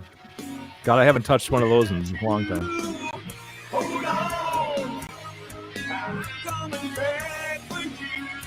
I hate to say it, but Spyro, like, it was a good game, but he was, out of all the, you had Croc and Mario and Crash Bandicoot, Spyro was the lame one, wasn't it? Yeah, you really didn't do much. You flew around and collected shit, and that was it. Well, did you play Banjo-Kazooie then on the Xbox? Yeah, I played, not too much. A friend had it. Yeah, same. But yeah, Banjo-Kazooie was alright. All those, but Spyro was a little bit. I hate to say it, and this is the '90s child in me coming out, but Spyro was a bit gay. Probably, yeah. Like Kirby, I can't stand Kirby. Can't stand Kirby in any way, shape, or form. I never liked them until I tried the demo of the new one. I think it's called Kirby and the Forgotten Land. I liked it. It was fun to play. So that's going to come out on the Switch too, I think, too. I like that one. Kirby was like a shit version of Wonder Boy in Monster Hunter. And I loved Wonder Boy in Monster Hunter, but Kirby was a shit version. It's funny, one of the reasons that I keep my my Xbox 360, it has that game on there, Rare Replay. They took a whole bunch of those old Rare games and they reskinned them, like Conker's Bad Fur Day and all that. It's on there, all that kind of stuff. So I keep it for that one game, really. But I have a lot of really cool Japanese import shoot-em-ups on the Xbox. A lot of that stuff. I was always a big shoot-em-up guy.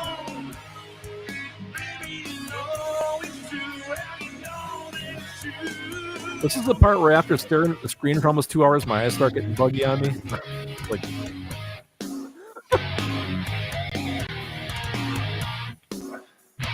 need to give you more windows to look at. Maybe. Like my screens. Sure.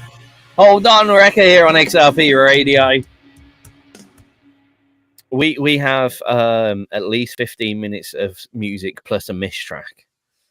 So I'm just going to go straight in and play the mish track, and then we'll start rounding up the show, I think. Sounds good. I think it does. Do you have a favorite mish track? I'm old school, like Night of the Swans. Oh, good choice. Good choice. Yeah. New stuff coming from Mish very, very, very, very, very soon. Yep.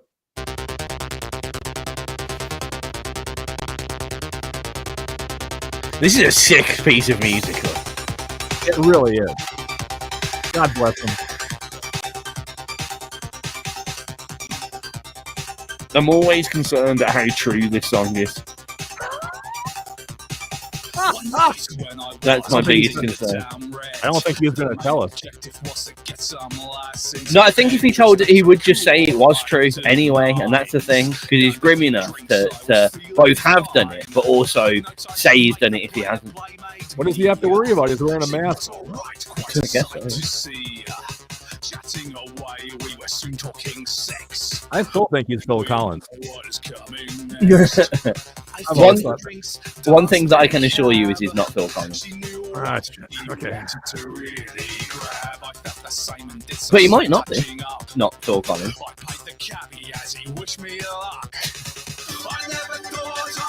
I thought he was Robert Plant for ages. You told me that. Yeah, I thought he was a hyper-famous producer. You'd have to hide all that, put all that hair in that mask, though. He has an impressive amount of hair. I can probably tell you that. I don't know how much I'm allowed to give away, but I mean, everything in that mask, it looks like he's got a really big head, but it's like 90% hair, and it's just got like a little tiny thin head. Those eyes on the mask, his eyes aren't there. That's why he has to put the sunglasses on, because his eyes are like right in between the little bit in the middle. He's got two little eyes there on his little tiny head. Okay. Yeah. And the rest is just hair, loads of hair. All of that could be a lie as well. Well, I'll tell you what. You tell me who he is, and I'll tell you who she is. I mean, you're getting the better end of the deal there. I probably am. My lust is there, but it's not coming out. Don't really know what it's all about. Still carry on because she's crying. Don't stop. You come inside me, then I'll go on top. I never thought I would need any help, but I need a swan best star.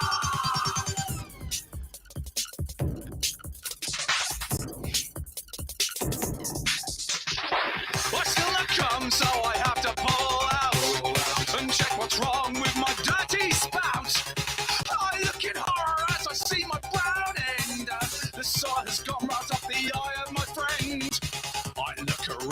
want to picture him sitting around writing these lyrics.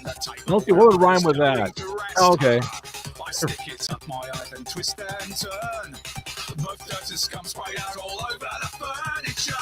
I never thought I would need any help, but I need a swan vesta. I never thought There he is. I would need any help, but I need a swan vesta.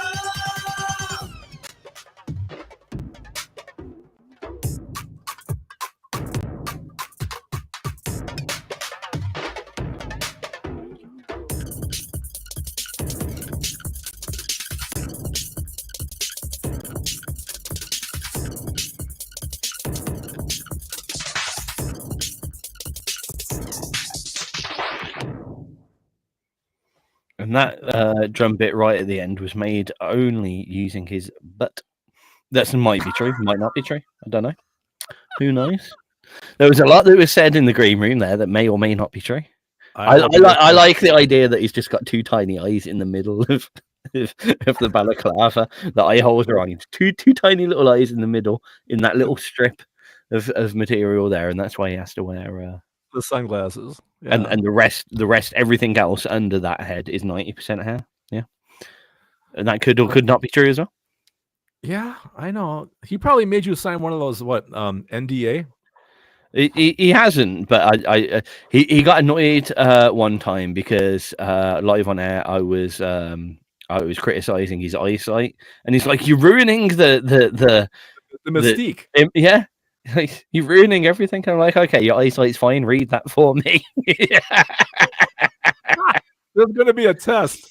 There. Anyway, we've got to unfortunately move moderately quickly through these last songs, I'm afraid. So we're going to do a back-to-back, and then we're going to say goodbye, and then we're going to do a back-to-back, and then that will be the end of the show. That seems to be the way these shows finish now, and that's okay. I think the only thing we really omitted tonight was what's for dinner. Well, we can do that in the little break between these two sections of songs. Wonderful idea. So okay. Do it. Good. All right. Tell me the next two tracks, please. The next tracks are by The Lazy Days with a song called A Little Bit of Nothing, followed by a band called Long Pockets and a track called 3 a.m.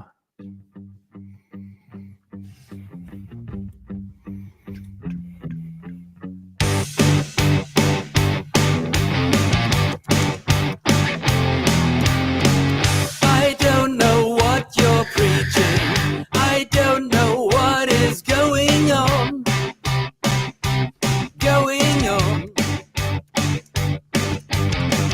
I don't know what you're singing. I don't know what's that foolish song. Foolish song. I ain't no marionette. Don't need the trance you said. Go!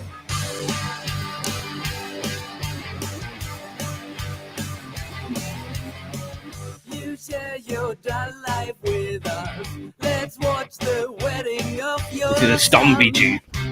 Yeah. with anyone. Oi. One of those. Yeah. Yeah, you're quite right. Who killed the cat and where's the sun? We're having fun.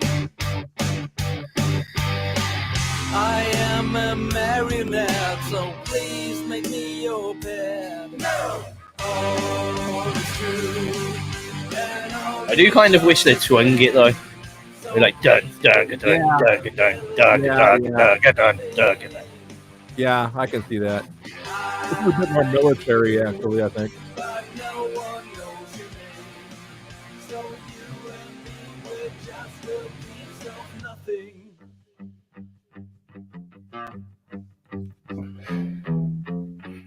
You don't know what's your gender. Today the king, tomorrow queen. You make the scene. You don't want to offend her. No right or wrong, all in between. And always clean. You are my marionette. I smile when you feel bad. No, all is true.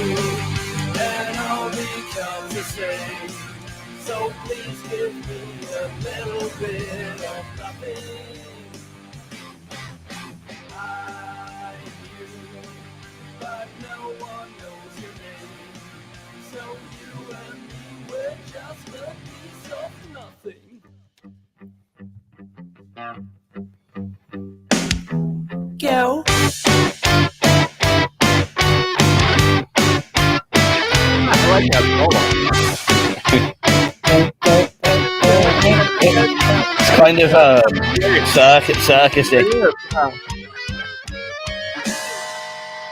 Oh, that's great. And all becomes the same. So please give me a little bit of nothing.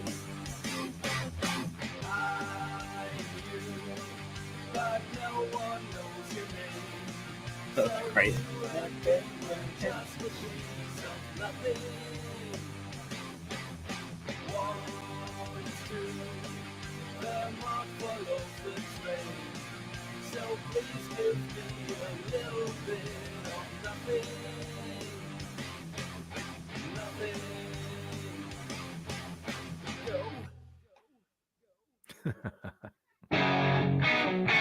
Good ending. Oh, this has got that lovely, warm, analogy feel. Yeah.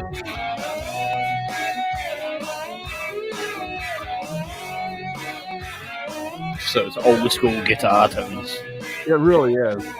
Like very MIDI. I'm punching holes in the walls where the rats and the wolves can get inside here.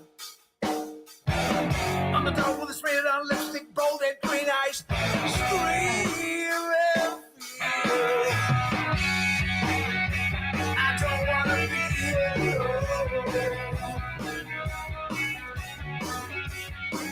No, I don't wanna be here. I scream, I shout, I tear these walls down now. I shake and cry, I wonder how I'll be. At 3 a.m. 3 a.m. At 3 a.m. 3 a.m. I'm counting the days that are left and I'm trying to bed and no one remembers. This is coming. On the wall with a hand spinning around is Look at the bass. taking my ears. Yep. I can't take the loss that is certain. Take a bow. Final curtain. I scream. I shout. I'll tear these walls down now. I shake and cry. I wonder how I'll be. I am Moderately quick finish. Yeah. And then the last two tracks. Yep.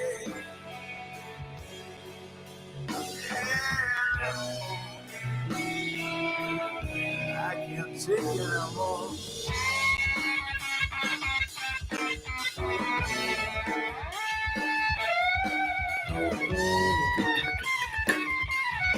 It's great kick usage. It is. Like paradiddles.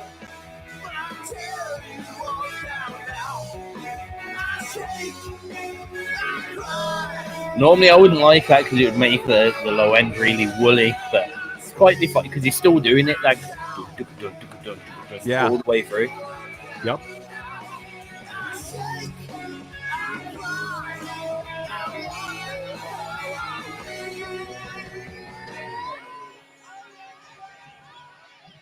Long Pockets with 3 a.m. Before that, a little bit of Nothing from the Lazy Days. Me and Craig are going to be rounding up the show in the way that only me and Craig can round up the show. But most importantly, what's for dinner?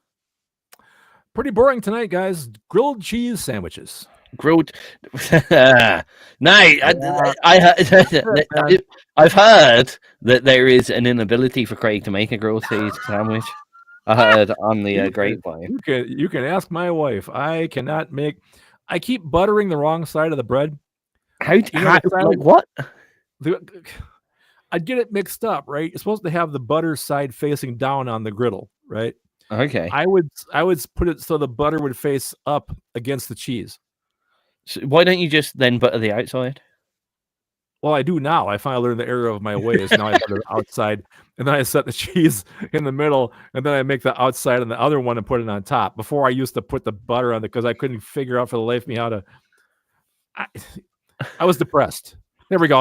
I'll take it back to that. I was. The worst thing about depression is not being able to make a fucking grilled cheese sandwich. That's the moral of today's show, ladies and gentlemen. When you're depressed, you can't make a grilled cheese sandwich for shit. And on that note, we've got two tracks left. What the fuck? At least we brought it home. We just don't know where that home was. We never did. Oh, dear me. We'll be back at the same time next week. I'll be back on Saturday doing the Unsigned Independent new submissions from the tag show and stuff. There's some shows between now and then. You should probably listen to a few of them. I don't. You've completely thrown me off there, Craig. What do you mean? That was professional journalism. I circled back to the moral of the story. No, just not in the way that I or anyone expected, possibly. We're back. We are back next week. Is there anything else to say? Not really. No, just go. Let's just go home. Let's back up. Go on Godspeed, y'all. Yeah. So from me, it's goodbye. See you later. Hopefully, see you on Saturday. From Craig, he's going to say. From me, it's pretty much the same thing. Everybody enjoy the rest of your week, and we shall see you next Wednesday. Lovely. Last two tracks of the evening, The Burning Feathers with Surface of the Moon, followed by Amongst Liars. Ready for this? See you later, everybody. Bye-bye. Perfect finish. Yes.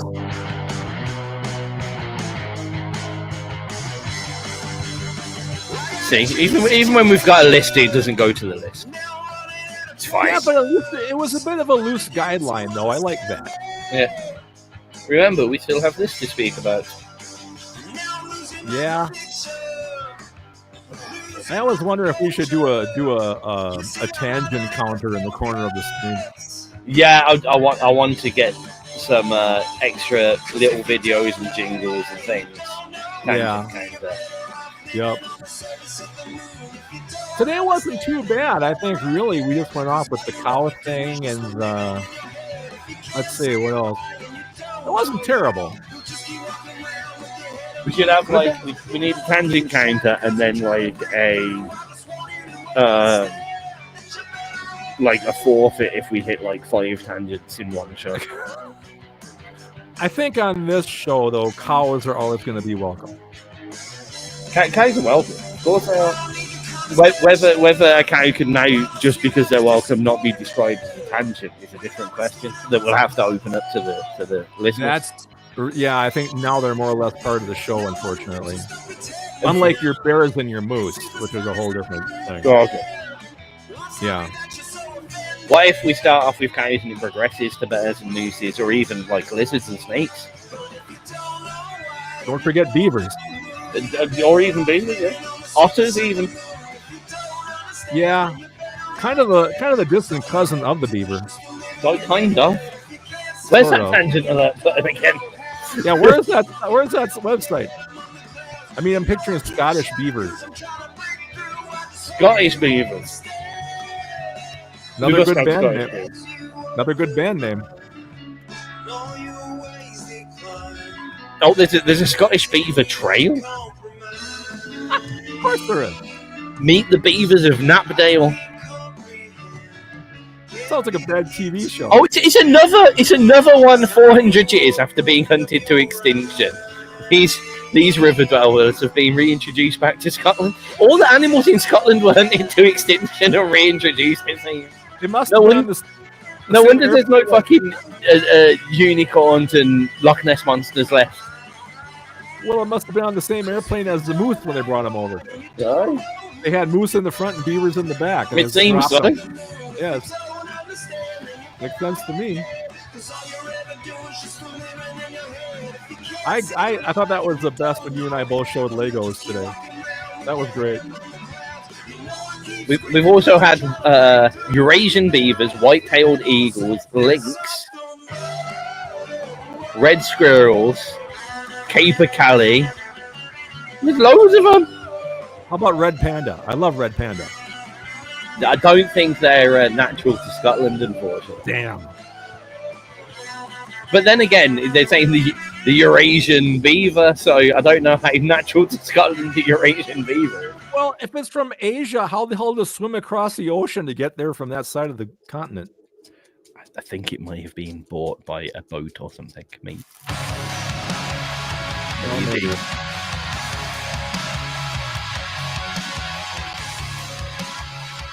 Red kites. Yeah. Sand lizards. I didn't think about that. Why are there sand lizards in Scotland? You guys don't have much sand. Well, you have beaches, don't you? They've been reintroduced to an island in Scotland. You have islands in Scotland? Without many? Quite a few, actually. I didn't know that. There's a lot of little, especially in the Highlands, like Scotland. The north part of Scotland is like very broken up. That's where all your castles. That's where your castles are and shit. I couldn't tell. I know that the castles are kind of more central, the ones that I know. But yeah, if you look kind of to the, we've got loads of little islands actually. Can you imagine trying to sell milk to somebody that lives in a castle? You have to walk across the drawbridge and knock on the big wooden door. I walked across a moat the other day to get to our house, in fact, and I also walked up to a house with columns. I was in a very fancy ass area. It was literally, we did this one road, and it was literally a 10-minute walk from one door to the next door. Oh my God. It was insane. Wow. We felt so out of place. We were walking around, and me and my colleague Ryan were like, I turned around to him, and he looked weird as well. And it was like, do you feel like you're about to get arrested walking around here? He goes, yeah, it's weird, isn't it? Like, it's just really odd being here. Just massive. Yeah. Like, these buildings give you vertigo. They're massive, huge. Like, I just felt so just odd walking around the area. Pristine everything. Right. Yeah, and the one house that I went to, I realised, like, I was knocking on it, and I was like, everything that you could see in the window, and everything looked too perfect. And I got home, looked it up, and it was actually one of these, like, mansions that you rent for posh parties. Like, the lords and ladies rent it to have all of the kings around and shit like that. It's, like, actually a royal banquet hall place that they go to and have all posh parties. That's like, whoa, this is crazy. That is funny. I didn't see a car on a drive that wasn't worth more than my house. Oh my God.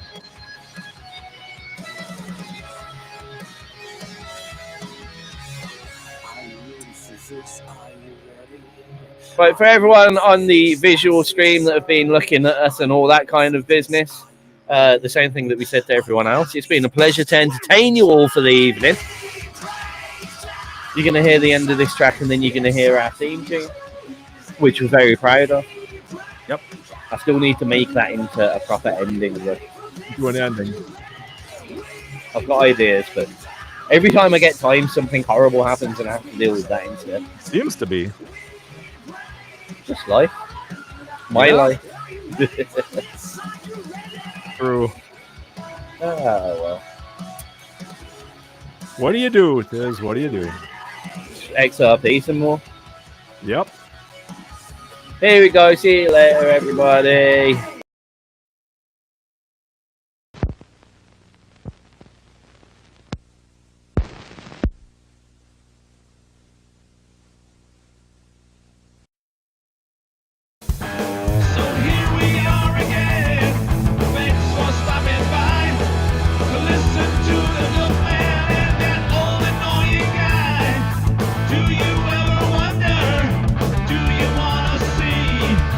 Who are these men?